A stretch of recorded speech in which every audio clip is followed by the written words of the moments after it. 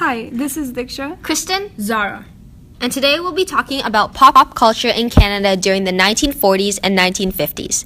The 1940s and 50s were both extremely exciting decades. The first half of the 40s was swallowed up in World War II. Although the war lifted many families out of the Great Depression, the mood was still a rather tense one.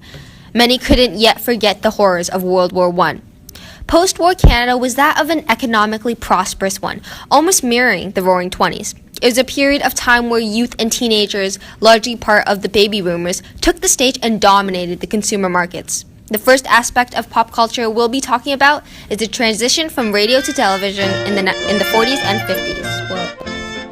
By the time 1940s rolled in, radio was still a huge mode of entertainment, but with the onslaught of World War II, radio became a vital instrument for propaganda.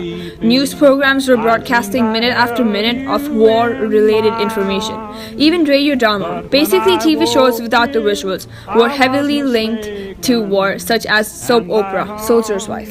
In 1952, CBC first began TV broadcasting, and that year onwards marked the death of the golden age of radio. By 1956, there were over 2.3 million television sets. Even though TV was only in black and white, it became the primary medium of entertainment. Canadians fell in love with popular American TV shows like I Love Lucy and The Ed Sullivan Show. Canadian comedy duo John Wayne and Frank Sluster actually performed dozens of times on The Ed Sullivan Show. Even though Americans swamped much of our screens, there still were many popular Canadian-made shows like the Quebec La Famille Plouffe and the children-aimed The Friendly Giant. Sports as well, especially hockey, was aired on TV. Hockey Night in Canada was a huge hit amongst Canadians. Viewers could also witness on-screen action of superstar athletes like Maurice Richard, one of the Canadians' greatest hockey players. But TV wasn't the only thing on screen that caught Canadians' eyes. Away from the comfort of home, an estimated 90 million Canadians went to the movie theaters every week to watch live action and animated films. Some of the times, these films would be in 3D, representing the growing fad of the new and innovative 3D movies. Or, if you had a car, and especially if you were a teenage couple, drive-in theaters were a popular fad, largely due to the booming car culture and frisky teenage baby boomers. The 40s and 50s saw a rise in a new subgenre of film, known as film noir. These were stylish Hollywood crime dramas with cynical attitudes and sexual motivations. The latter half of the decade also introduced color to live-action films. But like with TV shows, there was still a huge American influence in Canadian theaters. Animated movies were largely dominated by Disney, and American Hollywood had a monopoly over live-action films. The 1950s saw the rise of arguably one of the most popular movie icons of history, Marilyn Monroe. Famous for her comic dumb blonde characters, she became one of the most popular sex symbols of the 50s, while still retaining a girl-next-door charm. Even Canadian actors who made it big had their breakthrough roles in the States. Vaughn DeCarlo and Jack Carson are examples of this. DeCarlo was a Canadian actress superstar, most recognized for her role as Sephora in the box office hit The Ten Commandments. Meanwhile, Carson was an extremely popular Canadian character actor, starring in comedies like Cat on the Hot Tin Roof. The 1940s and the 1950s especially was an era of new directions in film, but it was also in the era most recognized and applauded for its rock and roll.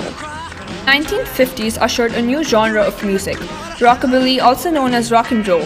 It mixed African American music styles like jazz, gospel, and the blues with country music. But there was one singer, a household name up to this day, that dominated the genre, Elvis Presley, also known as the king of rock and roll. Elvis Presley, an American singer, continuously topped charts in North America with his hit songs like Heartbreak Hotel and Hot Dog. He became one of the most important symbols of North America's new youth culture, especially with the baby boomers. Canadian artists, on the other hand, were obviously not popular, but still existed.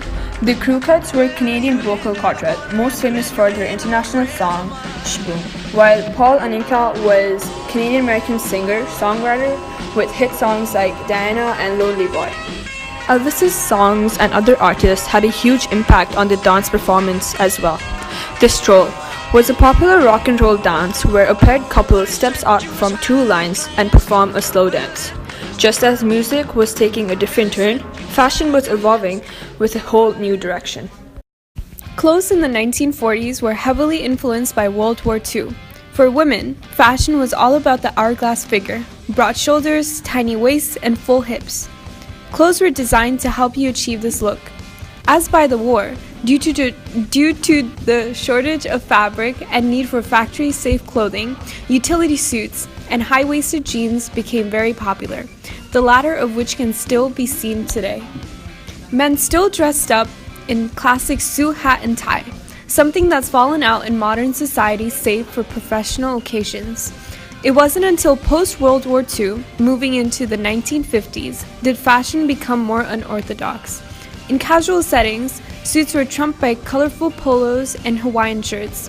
A subculture of working-class male youth had also emerged, known as greasers, regarded as hoodlums and rebels. They're typically categorized by leather jackets and Elvis Presley-style pompadours. For female teens, poodle skirts remain one of the most memorable fads and symbols of the 50s. It was cute, easy to make, and popularized by celebrities. A similar design of these skirts became popular in recent years, although the skirts have been shortened. Post-World War II saw the rise in abstract expression, taking roots in New York. It's defined by a style similar to surrealism, with its emphasis on spontaneous, automatic, or subconscious creation. Meanwhile, in Canada, in the beginning of the 1950s, artists from Aboriginal nations were gaining recognition internationally. For example, Norval Morrisseau's paintings represented the traditions of the Ojibwa people. He created large murals for public buildings, and all over Canada, his works hang. All of this pop culture, be it radio and TV, film, music and dance, fashion and art, revolutionized the 40s and 50s. But it gets you wondering, would pop culture of that era be as popular as it was today? Would Elvis and Monroe and poodle skirts still be the talk of the talk? In a sense, yes, because what made these people and ideas famous? Well, what made them famous was that they were different in a way their contemporaries were not. They challenged the status quo.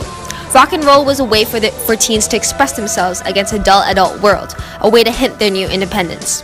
Marilyn Monroe redefined what was considered hot. She wasn't chaste or sexually shy in a society still pretty conservative, and greasers spat in the faces of authority.